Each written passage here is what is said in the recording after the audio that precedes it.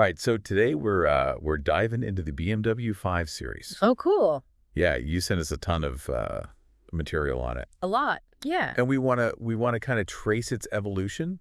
Sure. Look at the current models, see how it stacks up against the competition globally. Right. It's kind of like a crash course on everything 5 Series. Yeah, and the material you sent covers everything Yeah. from its beginning in 1972, the E12 model, Oh wow. up to the latest 2024 models. So, Pretty much every single generation. yeah, so a pretty good spread.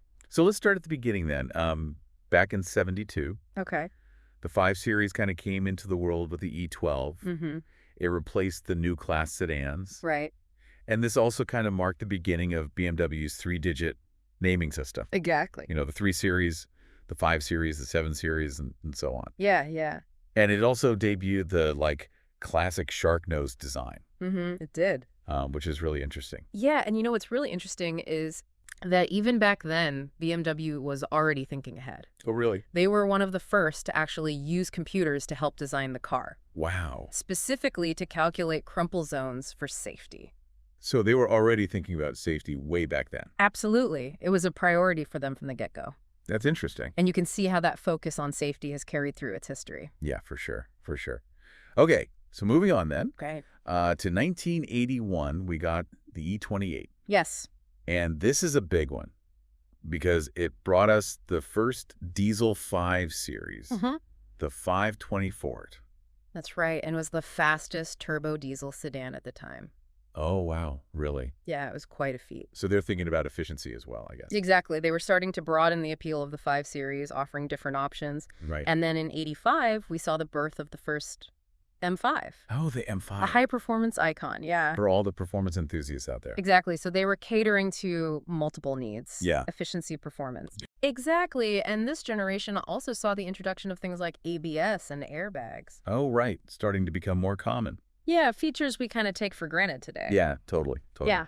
Then in 88, we get the E34. And this one really kind of broadened the lineup even more. It did, yeah. They introduced the touring wagon, Oh, right. the wagon body style. Yeah. All-wheel drive became an option. So it's getting more capable. V8 engines were introduced. Wow. More power. Yeah. And then electronic stability and traction control. Oh, so even more safety. Yeah, they were really expanding what the 5 Series could be while still keeping that core identity. So it's like they're trying to grow the market without Exactly. diluting the brand or diluting the car. Yeah, appeal to a wider range of buyers without losing what made the 5 Series special. Right. That makes sense. So then in 95, we get to the E39. Ah, the E39. Which you noted, and I've heard this from a lot of people, a lot of enthusiasts consider this like a benchmark 5 Series. Yeah. It is, for many people, the best generation. It really is. Yeah, and a key reason for that was the use of aluminum in the front suspension. Oh, really? It really improved the handling. So making it more sporty. Yes, Yeah. more agile, more responsive. Oh, wow. Interesting. And it still had that kind of refined feel, Yeah. It wasn't overly harsh. Right. It found a really good balance. Right. So comfortable, but also fun to drive. Exactly.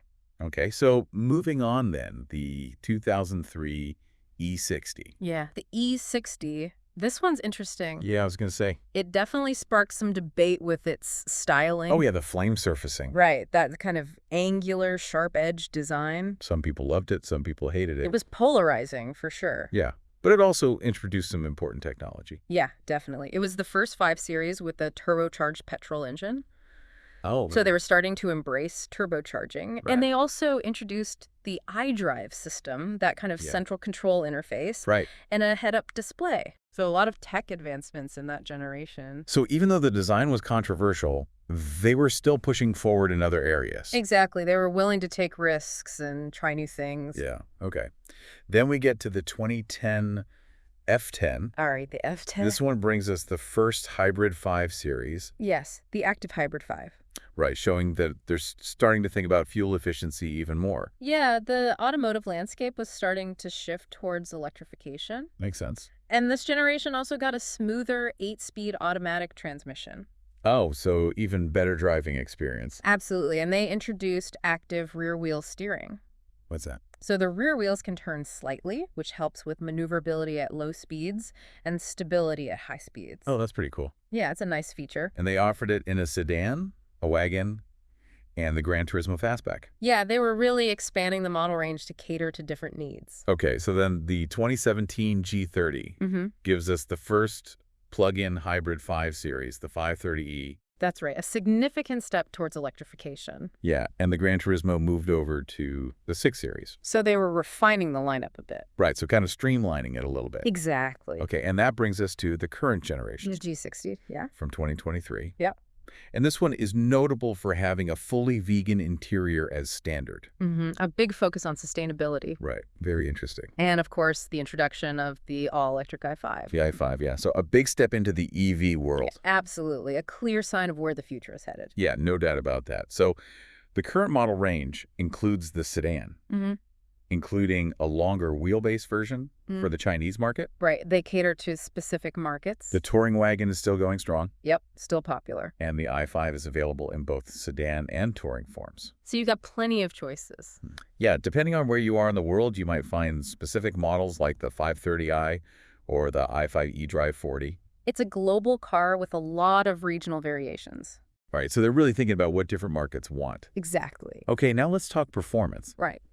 The i5 M60 xDrive puts out a pretty hefty 593 horsepower. Yeah, it's a quick one. 0 to 62 miles per hour in just 3.8 seconds. Very impressive. Quite a difference from that original 524. Yeah, the technology has come a long way.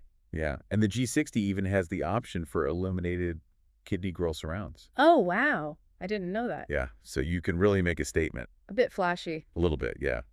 So in terms of design, it's gone from that classic shark nose to the current connected kidney grille. Right. Standard vegan interior. It's been quite a journey. It has, and not every step has been universally loved, like the E60's more, let's say, distinctive styling. Yeah, the flame surfacing was definitely a bold choice. But it's always been a car that's kind of pushed the boundaries in terms of design. For sure. It's always had a strong presence. Yeah, and the experts seem to really like the current generation. Yeah, they praise the comfort and technology. And the handling is still considered top-notch. It might not be quite as sporty as some previous generations, but it's still very capable. Yeah, and features like that rear-wheel steering really enhance its agility. Yeah, it makes it feel more nimble. So it's still a driver's car, but it's also become more luxurious. Exactly. Finding that balance is key in this segment. And speaking of the segment, the competition is pretty fierce. It is, yeah. You've got the Mercedes-Benz E-Class, which is often seen as being more focused on rear passenger luxury. Right. The Audi A6, known for its quattro all-wheel drive and technology. Right. The Lexus ES, which is all about reliability and value. And the Genesis G80, which has really striking design and also offers a lot of value. So it's a tough crowd. Yeah, the 5 Series has to be on its game to compete. Totally. And safety has always been a big focus for the 5 Series. Absolutely. The previous G30 generation earned top safety ratings from both Euro NCAP and IIHS. Yeah, it's a very safe car. So you can feel confident driving it. Definitely. And finally, just to give you an idea of pricing, it varies quite a bit depending on where you are. Oh, right, of course. In the UK, it starts around £46,000. Okay. In the US, it's closer to $58,700. Oh. And in India, the long wheelbase version is about 72.90 lakh. So it's a global car with a global price range. Exactly. So to sum it all up, the BMW 5 Series has really come a long way. Yeah, it has. From those early days using computers for safety to now offering fully electric and vegan-friendly models. It's always been pushing boundaries. Yeah, and you can see how it's evolved over time. Right. It's always trying to find that balance between performance, luxury, and technology. And staying ahead of the competition. Right, and it's definitely an interesting car to watch as the automotive world continues to change. Absolutely, and it makes you wonder, what will the next big thing be for the 5 Series? Yeah, what will be the next defining characteristic? Will it be even more advanced autonomous driving features? Or maybe even more focused on sustainability and connected technology? It's exciting to think about what the future holds. Yeah, for sure. Well, that's our deep dive into the BMW 5 Series. It's been a fascinating journey. It has, and thanks to everyone for sending in all the great material. Yeah, we appreciate it. And be sure to join us next time for another deep dive into a different topic. We'll see you then. All right, see you later.